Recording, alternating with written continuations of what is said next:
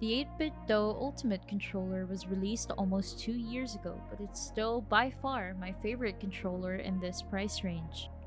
For about $70 on Amazon and $48 on Shopee, here's what you get.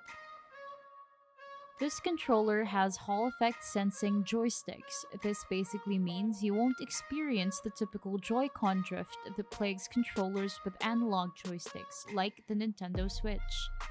You can also connect this controller to pretty much anything that has a Bluetooth connection, or takes a dongle like this.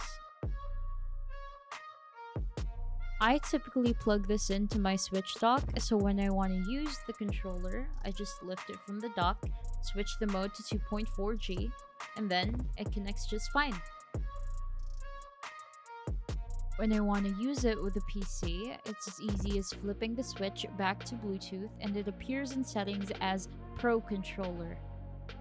By plugging the controller in via USB-C, you can also use the Ultimate software to alter the button mapping, vibration intensity, and even set macros.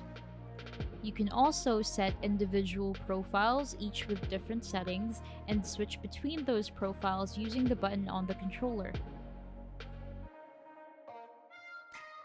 Of course, since this is also a Switch controller, gyro controls are present for games that use them, such as Breath of the Wild. You also have two Pro back buttons, which you can set to do whatever you want via the software.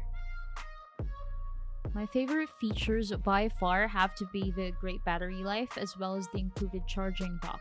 Battery life itself is already fantastic. I've used this over the holidays for over 8 hours at a time, and I don't think the percentage ever dipped to 50%. I also like that it just sits in its dock when you're not using it. This means you don't have to worry about it being discharged whenever you want to play. And that's what makes me favor this over something like the Ghillie Kit King Kong Pro 2, which although is similarly priced, with the Ghillie Kit, from my experience, I've had to charge it every other day, and it would get so annoying when I'm ready to play wireless, only to realize I forgot to charge it the day before, and now I need to plug the controller in just to use it.